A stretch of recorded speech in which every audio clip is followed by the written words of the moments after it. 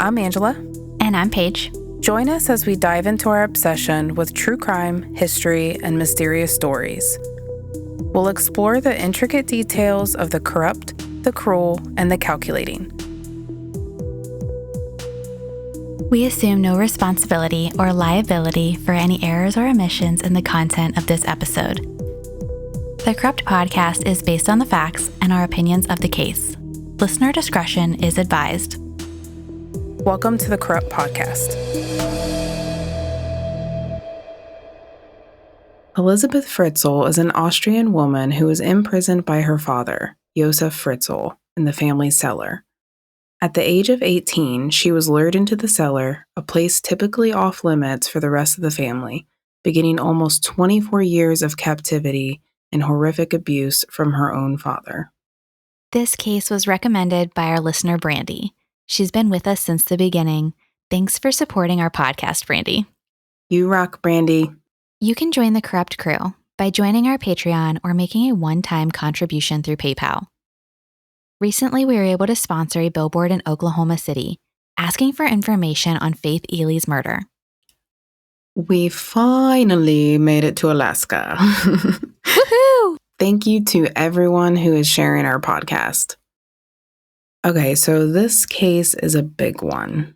We are breaking it down into two parts. It does involve sexual abuse and incest. As always, listener discretion is advised. Before we start, we've heard Josef and Elisabeth pronounced several different ways.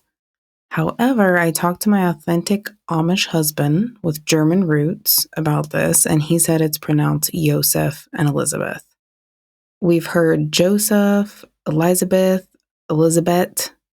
but as far as it goes on this podcast, we're pronouncing it Josef and Elisabeth. Yeah, it's a mixture. It seems like it depends on if you're overseas or if you're in the US. So we're going to try and keep it as close to origins as possible, and we think it's pronounced Josef and Elisabeth. Elisabeth's story begins with the cycle of abuse the Fritzl family had endured clear back to the 1800s, a cycle that she would one day break.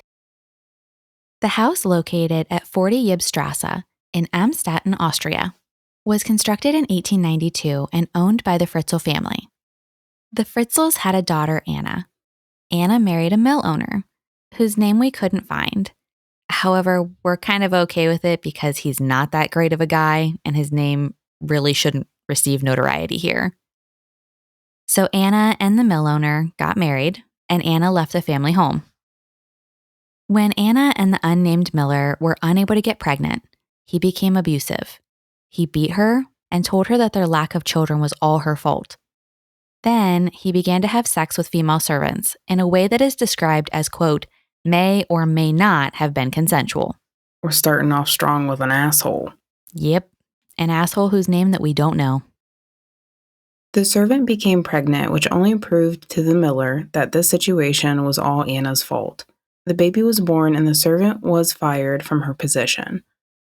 This went on for years, and 2 more children would be born from servants, who were dismissed after the pregnancy. In the mid-1890s, a daughter was born and named Maria.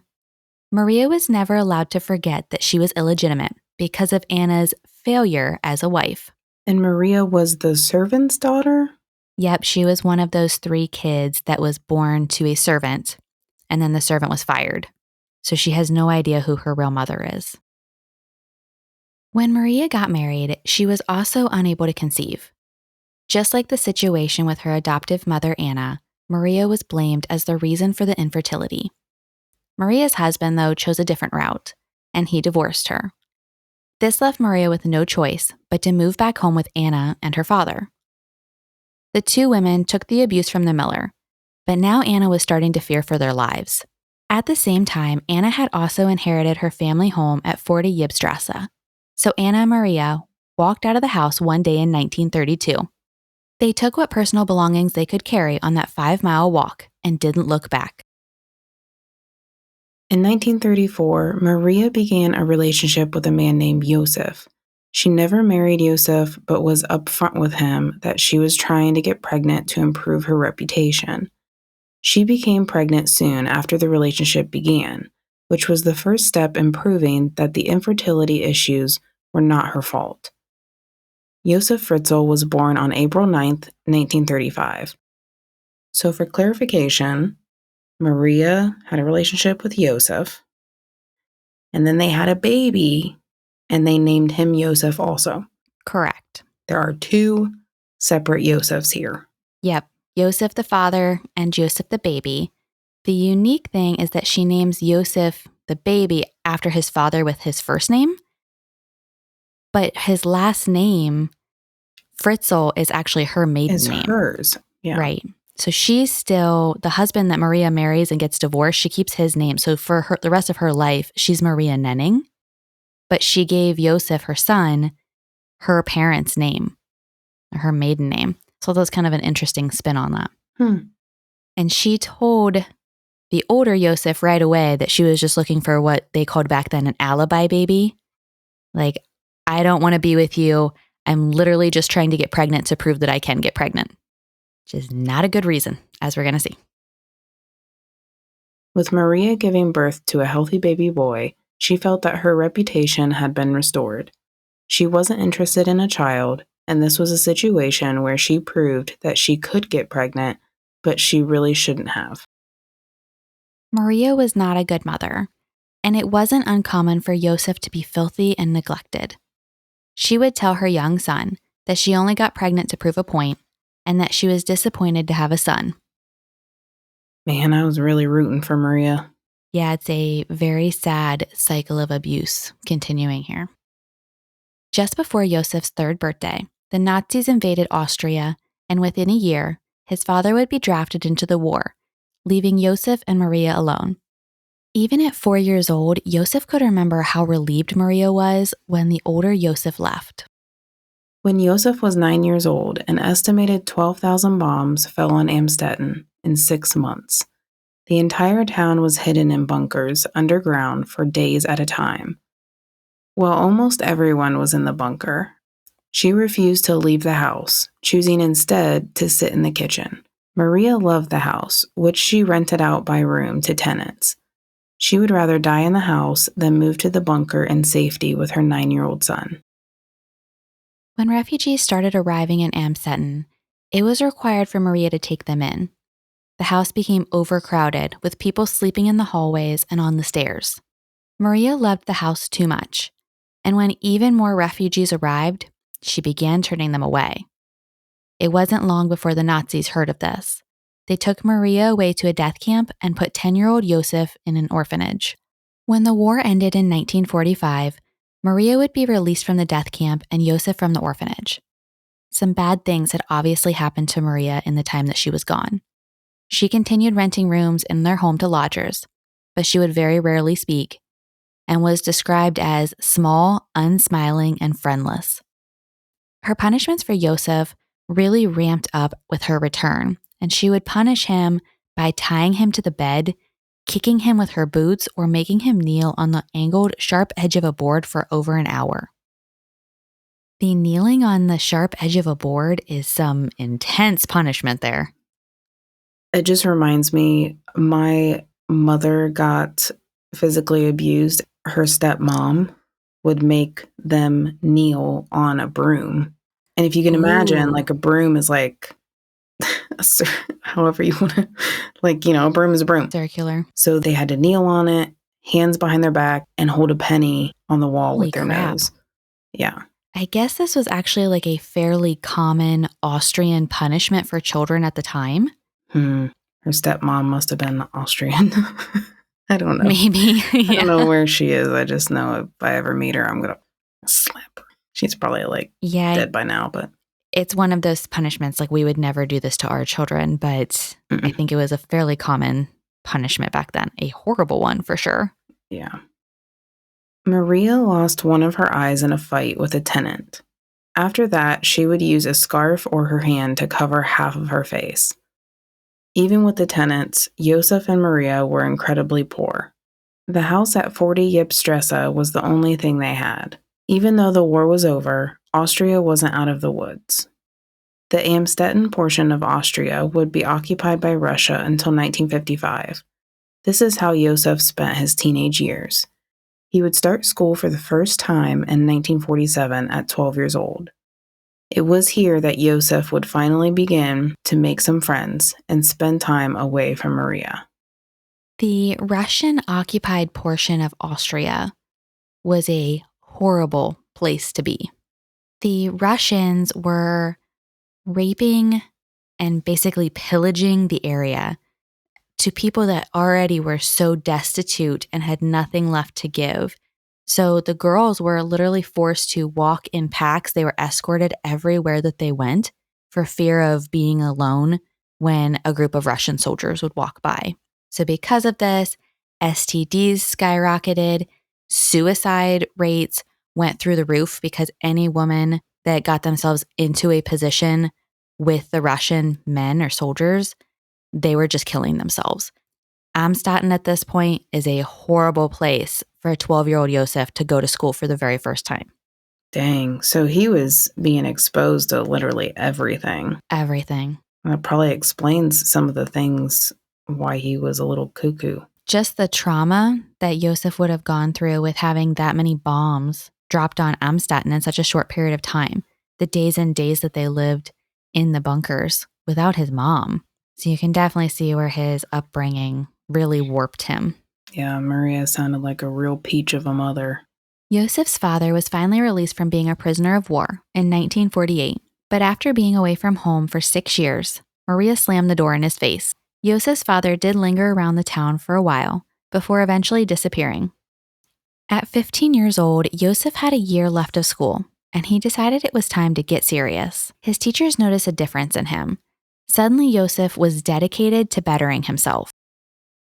Unfortunately, Josef focused on his schoolwork during the day, but at night he liked to creep around windows as a peeping Tom. Specifically, he liked to watch women in homes that were different from his. These women had nicer homes, real furniture, and fireplaces. He also liked to listen to people having sex from outside their windows. The schoolwork paid off, and after a 4-year apprenticeship, Josef accepted a job designing farm machinery. He would be promoted within a year to an electrical engineer. In 1956, 19-year-old Josef met 16-year-old Rosemarie Bayers. They would be married in June, and they started renting a 2-bedroom apartment in Maria's house. That's a red flag right there. Yeah, he was actually old for getting married. Yeah. The people he worked with were like, Josef, why are you 19 and not married? Josef and Rosemarie planned a large family with at least 10 children. A year after their wedding, the large family started to become a reality when in June 1957, their first daughter, Ulrike. Oh. Wow, I like your other. Ulrike. I can't say it. A second daughter, also named Rosemarie, followed in 1960, and a son, Harold, was born in 1963. Harold is spelled weird. Harold. I thought the fact that they had a Rosemarie Jr. was weird. So weird. Yeah.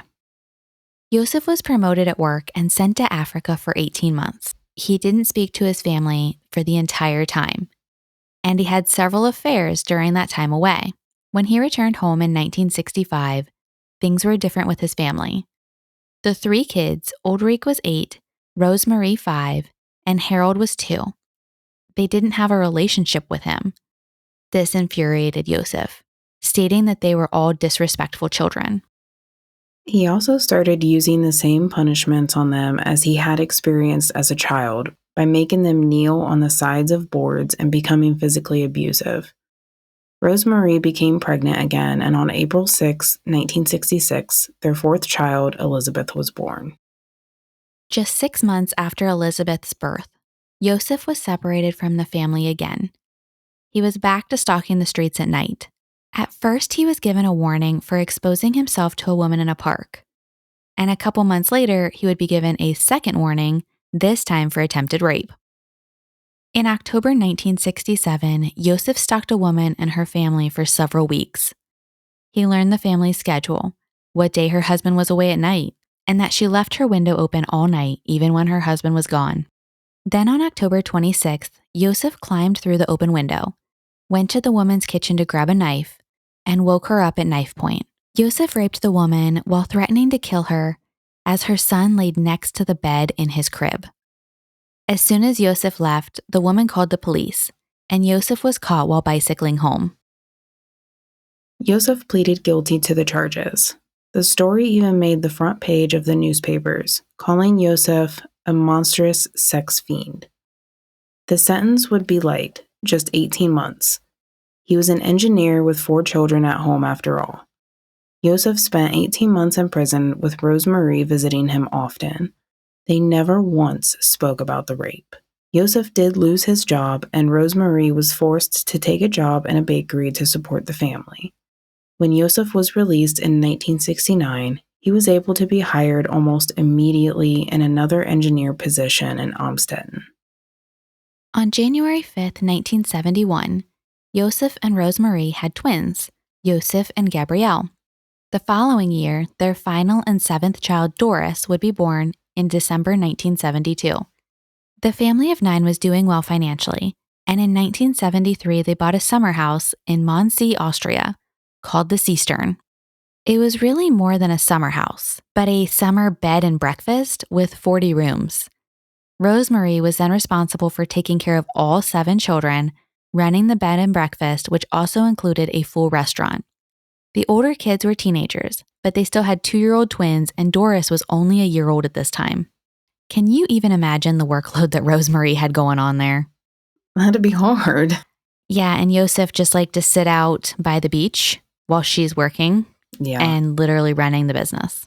Can we talk about how he got a job like right away after being convicted of a rape? Apparently, if you want to still have a job, become an engineer, because they're needed no matter how sketchy they are, what their past is. Engineers make a lot of money. So yes, they're like, I don't care what you did. We're hiring I'm you. not sure it's that way now. Now I suspect there's a lot more background checks going on. Yeah, very true. But back then, I think, kind of taking this back to Hans Asperger, we know that there was such a gap in the workforce that it was kind of all hands on deck. Like, it's okay. We're going to put you in a position that you probably should not be allowed to be in. Yeah. And if you have the knowledge, you might as well hire him, Right. It was clear that Rosemarie and the children were afraid of Josef, and although no one saw Josef being directly abusive to his family, it was clear that something was wrong based on how the family acted. The children were aware that Rosemarie was abused by Josef, sometimes hearing him throw her from one side of the room to the other. Multiple times Rosemarie ended up in the hospital, but knowing things would be worse at home if she told the truth, she usually told the hospital that she fell down the stairs or a similar story. Later, Josef would say that he considered himself a loving father. But he never bothered to think too much into the beatings that his family was experiencing. Not at all. And Rosemarie should have left his ass. She should have, and her family tried and tried and tried to get her to leave him. And she just wouldn't. At the beginning of this, when Maria, Josef's mom, left that bad situation, I was cheering for her. And then it just trickled down into a black gaping hole of abuse affecting Josef. Just bad juice coming from family lines. Some bad juju just flowing downhill. They keep passing it down. It's ridiculous. They do. When the family was back in Amstetten, they continued renting the apartment from Maria. But Josef now managed the property. Austria did not allow for boarding house tenants to be evicted, so Josef let the house fall into literal disrepair. There was no hot water in the house, so baths and laundry for the entire house were done 1 day a week. There was no electricity or plumbing. This changed in 1977 when the last tenant finally left, and the house was no longer considered a boarding house, but instead belonged only to the Fritzl family, again for the first time since before World War II. Josef changed the full design of the house. A terrace, 9-apartment block, and cellar were all added to the home. The apartment tenants reported that the apartments were strange with stairways in the middle of rooms, narrow hallways, and different ceiling heights from room to room. During the renovations, Josef became even more abusive to the family. He would slap, punch, and threaten to kill his children. Josef was always lurking around the kids, stalking them and going through their mail and belongings. It's no surprise that as soon as each kid was able to leave the house, they did. When Elisabeth was 11 years old, she was the oldest sibling remaining in the house. Josef started noticing Elisabeth more and more. He seemed to think that Elisabeth was the same as he was at her age. She was quiet, and none of her friends could have known the true extent of hell she was experiencing at home. Josef was obsessive about Elisabeth. He started leaving porn magazines under 11-year-old Elisabeth's pillow just to watch her reaction. He's really disgusting. This makes me angry. This makes me upset and angry that a father would even do this to his own daughter. 11-year-old daughter. He's trying to expose her to, I forget how he words it, like the world of sex, to an 11-year-old. I want to expose him to the world of murder. Was that a threat? Yeah, it was. Well, he's like 90 years old now, but he's still alive. Oh, well, someone should expose him to Life Alert. Expose him to Life Alert. Help, I've fallen and I can't get up. And you're over there like, sucks to be you, Josef. That's exactly how it's playing in my head. Sorry. When Elisabeth was 14 and Josef 45, he moved out of the bedroom with Rosemarie and into his own apartment block. Rosemarie wasn't able to know that he wasn't in bed, but instead going to their daughter's room. Elisabeth was molested, and Josef would masturbate in front of her while threatening to kill her if she told. He was constantly watching and spying on Elisabeth, giving the appearance of being all-knowing to her. Maria died in 1980, but we were unable to find her cause of death. Many years later, when Josef is interviewed by police, he tells them he kept Maria locked in the attic with bricked-up windows until her death. This appears to be a lie, but we couldn't find any accurate sources one way or another. We know that Maria died and was cremated sometime in 1980. In April 1981, Elisabeth graduated secondary school at 15 years old, which was typical for Austria as the plan was either to take an apprenticeship for a trade job or pass exams and continue schooling. Elisabeth began a 2-year apprenticeship for waitressing at Josef's insistence, so she could help with the cistern when the course was complete. The schooling also included 2 months away every fall in a small college housing 12 miles from Amstetten. It was the first time in her life that she was away from Josef and had a locking door. During the summer of 1981, the cistern caught fire. Josef was arrested and spent the night in jail for suspected arson. Interestingly, he had also been suspected of arson at the bed and breakfast in 1973. Both times, Josef would not be charged. Elisabeth excelled at school. While most of her peers thought it felt like a prison, she was finally away from Josef. She had a boyfriend and made a close friend, Brigitte. Elisabeth confided in Brigitte about her life at home, and the girls made a plan to board a train to Vienna and never return. Brigitte and Elisabeth did board a train on January 28, 1983, but their freedom would be short-lived. They arrived in Vienna, and a friend of a friend hooked them up with a place to stay. At 16 years old, both girls were qualified to work, so it really was a matter of staying away from their parents and getting jobs. This is one of those situations where Josef had most likely been searching through Elisabeth's mail because he had a general idea that they were going to be headed for Vienna. Their freedom lasted 4 days before Josef sent his oldest son Harold after Elisabeth. Harold had no luck hunting for 2 16-year-old girls in a city with 1.5 million people, so he headed back home. I wonder if Harold had suspicions. He purposely, didn't track them down because he knew there was something weird going on or sketchy. Yeah, Harold and Elisabeth were really close. Harold was her favorite brother. And I think that's exactly why Josef sent him, because he was thinking if anyone could bring Elisabeth back, it would be Harold. So, yeah, is it a thing where Harold was like, yep, Dad, I looked and I can't find her. Man, it's a big city, Vienna. Yeah. Not sure. Josef called the Vienna police and pretended to be a concerned father. He portrayed Elisabeth as a sheltered, small-town girl that had run away to a big city. The police took his request to be on the lookout for Elisabeth seriously. Elisabeth's picture would appear in the paper asking if anyone had seen her. The girls were aware, so they tried to keep a low profile while it blew over. Then on February 18th, the police were called to a house party. A party that Brigitte and Elisabeth were at, with the music too loud, drinking, and smoking weed. The police were diligent, and they identified Elisabeth and Brigitte. The girls were taken into police custody, and Josef drove to Vienna to pick Elisabeth up. Elisabeth would return to school, but was given strict orders not to associate with Brigitte. Within a couple of months, the girls would be no longer friends. Josef had continued working on the cellar portion of the renovations. There would be 7 rooms in total, which he built entirely by himself. Again, the cellar had different sized rooms and was lit with fluorescent lights. It was a strange design. In November 1983, a city inspector approved the initial cellar construction.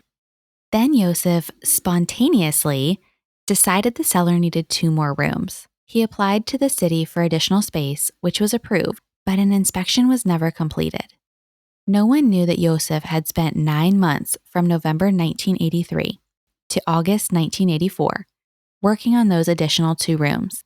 When the Planning Council followed up with Josef 5 years later about the second set of rooms, he told them that he had scrapped the idea because it was too complicated, when in fact he had created 2 more rooms in the cellar that no one knew about except for himself.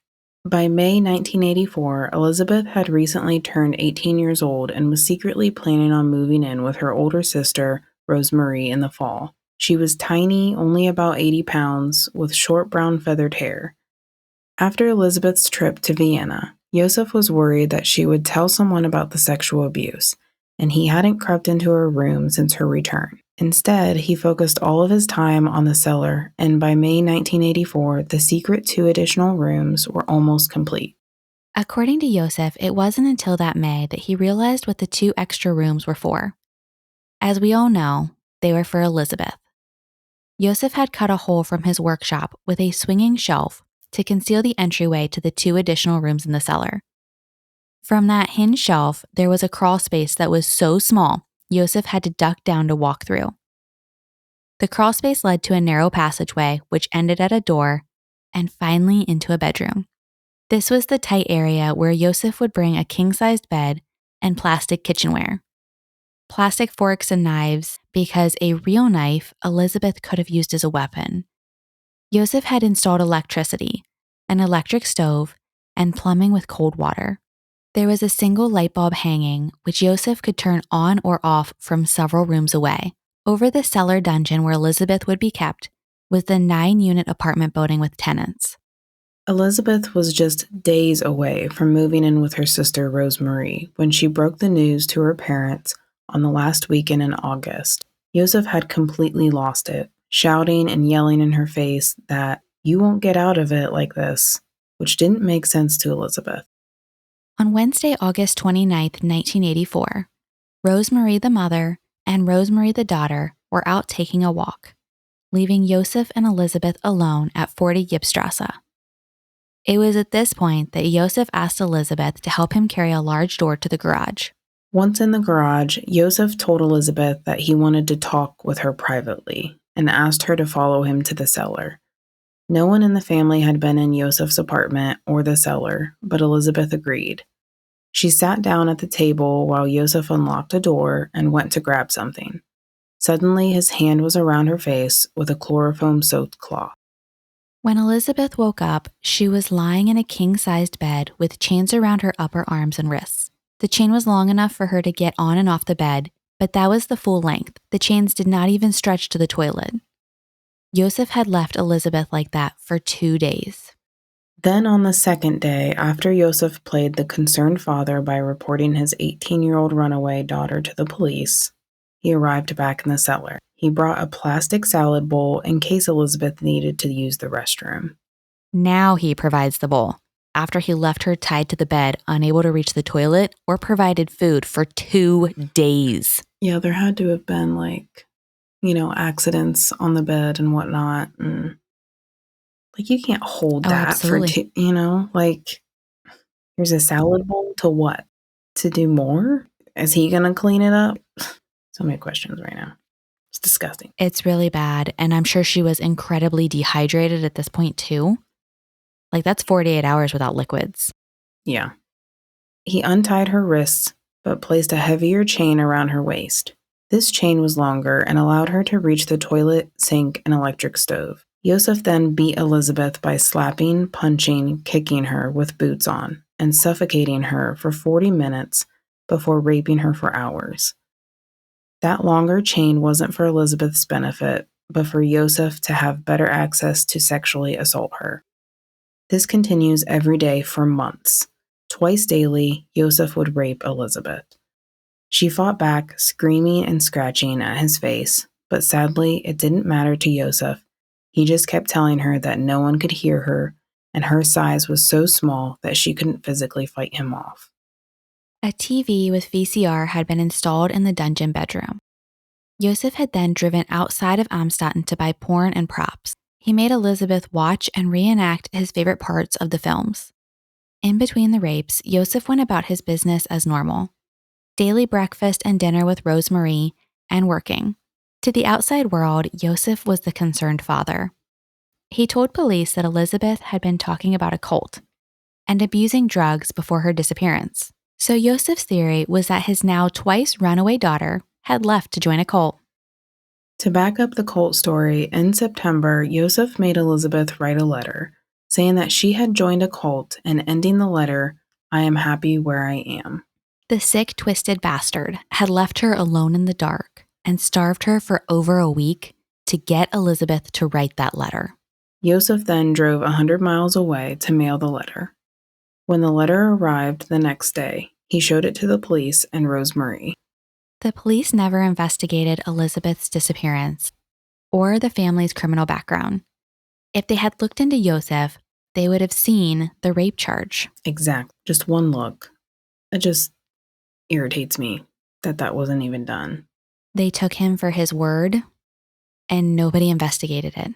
Like, it's just so horrifying. Even if the mom would have slipped a note or something to them, be like, you need to check out my husband.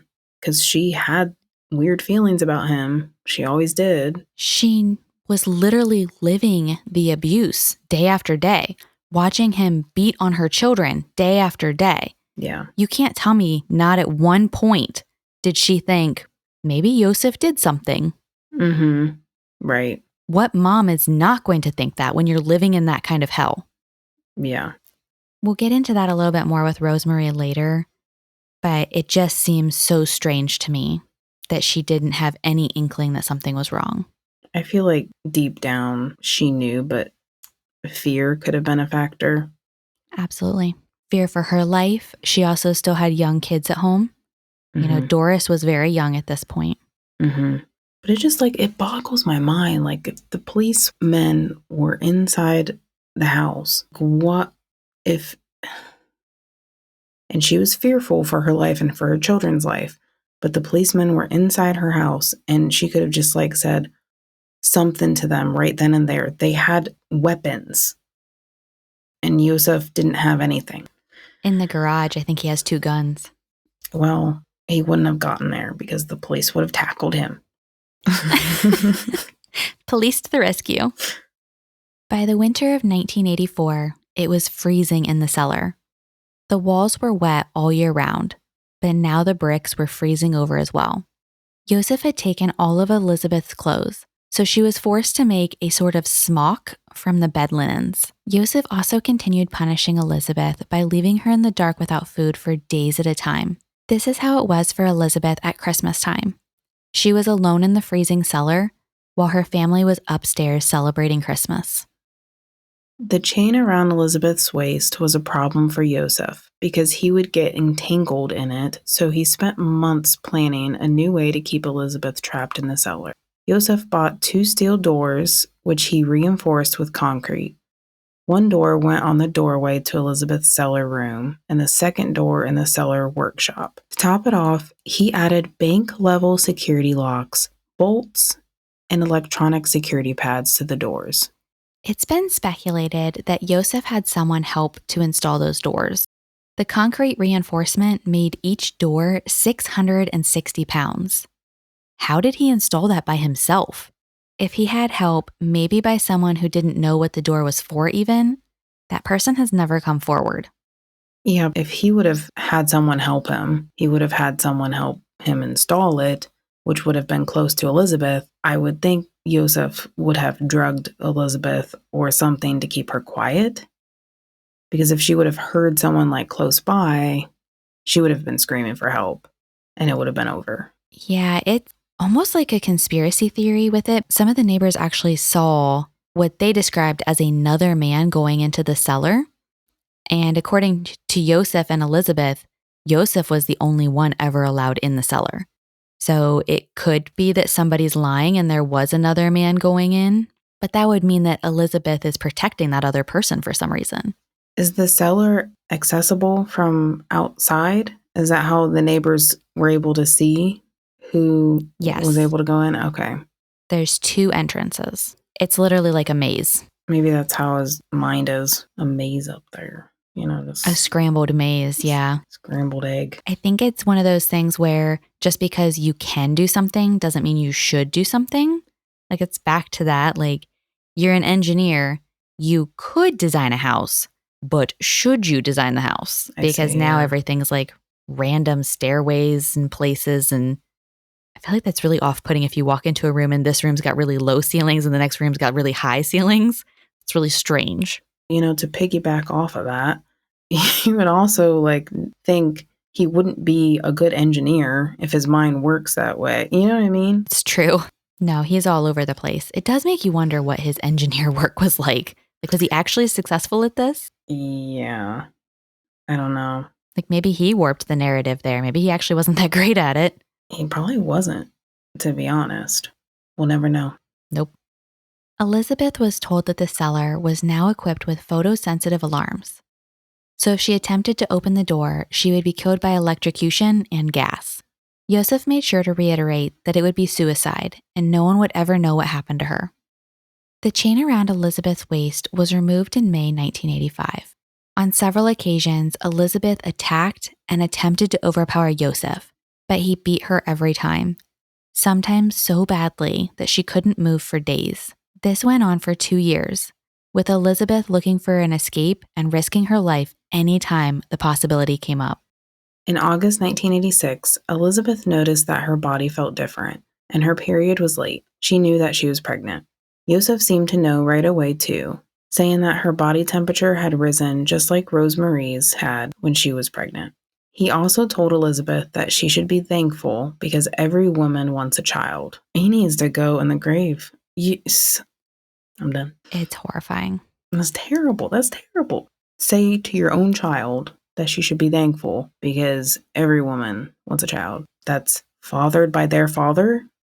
Yep, exactly. Stupid ass. Ugh. Elisabeth miscarried in November 1986 when she was 10 weeks pregnant. Luckily, she didn't need medical assistance, but she was forced to handle it all alone in the dark, cold cellar. Years pass with Elisabeth suffering from depression in the isolated and dark cellar. She contemplated suicide, but Josef had made it almost impossible. In January 1988, Elisabeth would become pregnant again. She would have no prenatal care during the pregnancy. In the 7th month, she convinced Josef to buy her a book on childbirth. Elisabeth studied the book as her only way to prepare for childbirth. She taught herself how to breathe through contractions and how to cut the umbilical cord herself. Josef had driven several miles outside of town to buy a pack of diapers, scissors, and 1 blanket. Elisabeth was 22 years old when she had her first baby on August 30th, 1988. Kirsten would be born without complications. Elisabeth had labored alone in the dark without pain medication. She boiled water on the stove to sanitize the scissors to cut the umbilical cord, even allowing the scissors to dry naturally because the bed sheets were so filthy. Elisabeth and Kirsten sat in the dark for 10 days, waiting for 53-year-old Josef to return. To think about that from a first-time parent experience, she had no idea what she was doing, and this is the scariest possible way to have a baby. It's also very specific on the items Josef purchased. a pack of diapers, a pair of scissors, and a blanket. No mention of formula. So he was banking on the fact that the baby could be breastfed. Otherwise, by the time he returned 10 days later, the baby or both of them could have been dead. Did she have food in the cellar? I think he was leaving non-perishables with her. Okay. Like canned food and junk. But still, 10 days in the dark, newborn baby. I'm not sure how hot it is there on August 30th, but here it can get really hot. So that cellar could have been incredibly hot. Any kind of childbirth complication. And he could have gone down there 10 days later and they both would have been dead. After Kirsten was born in 1988, babies followed almost every 2 years. Stefan in February 1990, Lisa in August 1992, and Monica in February 1994. Then twins would be born in April 1996, Alexander and Michael. Finally, Felix would be born in December 2002. If you're counting, that would be 14 children in total, 7 with Rosemarie and 7 with Elisabeth. In 1988, Josef gave Elisabeth a notebook. She used this as a way to diary the day-to-day events in the cellar. Every year at Christmas, Josef gave Elisabeth a new notebook. It would be the first of 15 notebooks used as diaries documenting their life. Josef treated Elisabeth as a second wife, telling her all about her family upstairs and the life outside of the cellar. He shared his dreams and secrets with her. This didn't mean he was any more caring to Elisabeth, telling her frequently she didn't have a chance of escaping. Some winters, the cellar dungeon got so cold and pipes froze, leaving Elisabeth and the children with no water. In the summer, it was so hot, sometimes up to 86 degrees, and they were reliant on a fan for air movement. As punishment, Josef would not only withhold food, but also cut the power, making them feel the stifling heat. This dungeon is where Elisabeth gave birth to her first son in February 1990. The kids were almost always sick. Mold grew everywhere, even ruining the television. Consistently, the kids suffered toothaches, the flu, and symptoms that were like epilepsy. After Kirsten's birth, Josef gave Elisabeth an alarm clock, which she set every day for 6:30 a.m. She kept a very strict routine with the kids, up at 6:30, then breakfast, washing, school lessons, lunch, and dinner. Bedtime was at 10 p.m. Elisabeth taught the kids with books Josef provided and even made them take exams. The TV ran constantly for the children, as a way to keep up with the outside world. Nature documentaries were a favorite, but time went on and it was no longer the 1980s. Did we discuss that he brought a TV down there for her? Originally it was for the VCR, but then I believe he gets cable for them. At some point, it was just a it was 1984 too. Mm-hmm.